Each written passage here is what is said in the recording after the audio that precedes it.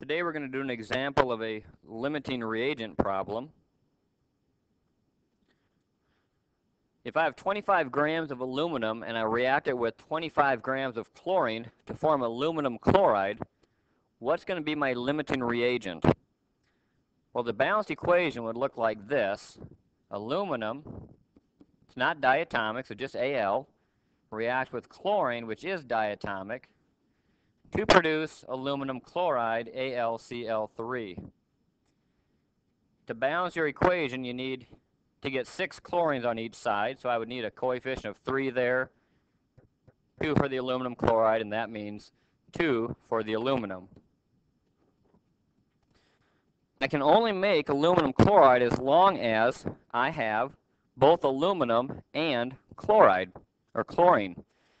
So if one of those runs out, you can no longer make aluminum chloride, and we want to figure out which of the two will run out.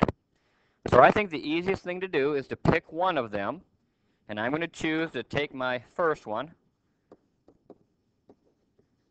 I've got 25 grams of aluminum, and I'd like to see how much chlorine I need to react with that 25 grams of aluminum.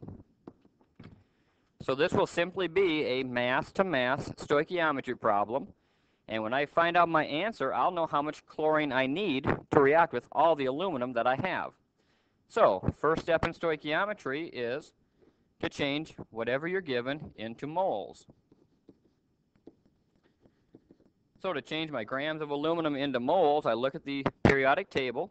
There's 27 grams of aluminum in 1 mole. My grams of aluminum cancel out, and I'm left with moles of aluminum. The second step is to change moles of whatever I'm given, in this case aluminum. That has to go on the bottom to cancel out the units on the top, and turn it into moles of what I'm looking for, chlorine. Now these numbers come from the coefficients in the balanced equation. There's 3 chlorine for every 2 aluminums that react. Moles of aluminum cancel out, and I've now turned my number into how many moles of chlorine I have. Well, the last step is to change it into what I'm looking for, in this case grams. And we know that 1 mole of chlorine from the periodic table, 35.5 times 2, because chlorine is diatomic, would equal 71 grams. I can now just multiply my numerators, divide by the denominator, and I believe the answer is 99 grams of chlorine. So how do I tell what the limiting reagent is? Well, what this is telling me is to be in the exact correct ratio, 25 grams of aluminum would need to react with 99 grams of chlorine. Well, I have 25 grams of aluminum, but I only have 25 grams of chlorine.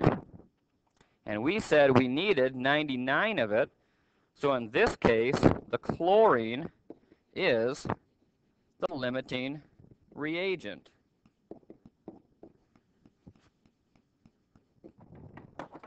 I have plenty of aluminum,